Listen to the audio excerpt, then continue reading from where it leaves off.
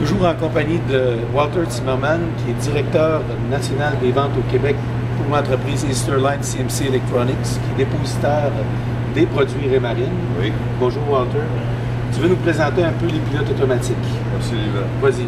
Alors, chez Raymarine, possède une gamme de différents autopilotes qui sont sur le marché depuis très longtemps. Ces pilotes-là ont une excellente réputation. Juste faire le point technique un peu des éléments que réunit un autopilote. Alors, il y a trois éléments fondamentaux. Il y a d'abord le moteur, qui fait tourner le safran ou la barre.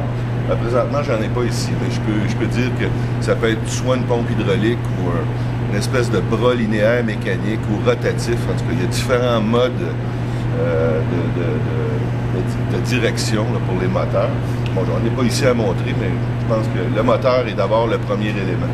D'ailleurs, c'est celui qui va dicter un petit peu le choix du pilote. Alors, le type de barre qu'on va avoir va nécessiter un moteur très précis et puis le reste va être choisi en fonction de ça.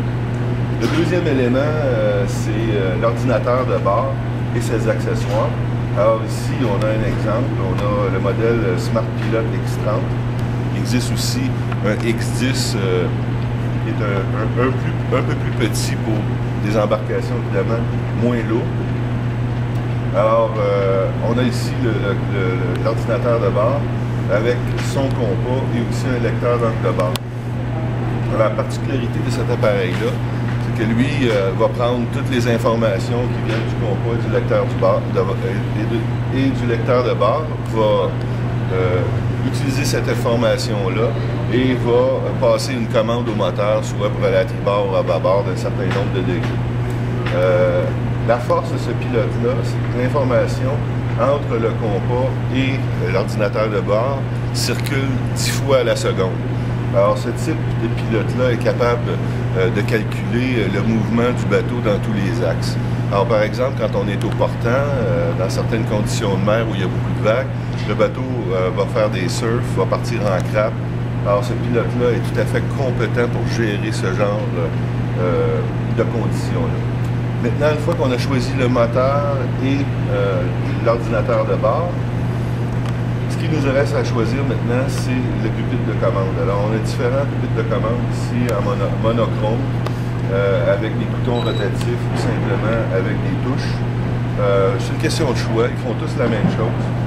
Maintenant, cette année, il y a un nouveau produit qui entre sur le marché dans la série i7, i70. Il s'agit d'un pupitre de commande de la même série. Cet appareil-là fait exactement la même chose que les autres, sauf qu'il est couleur.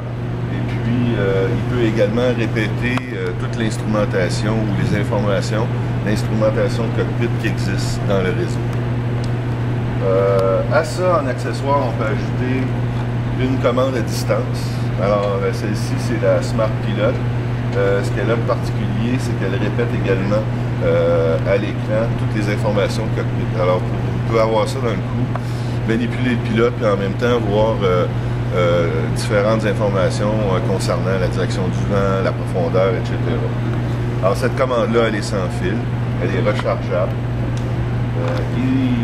Il en existe une plus petite, qui est beaucoup plus simple. Elle s'adresse beaucoup plus à des applications de plaisanciers qui utilisent un bateau moteur.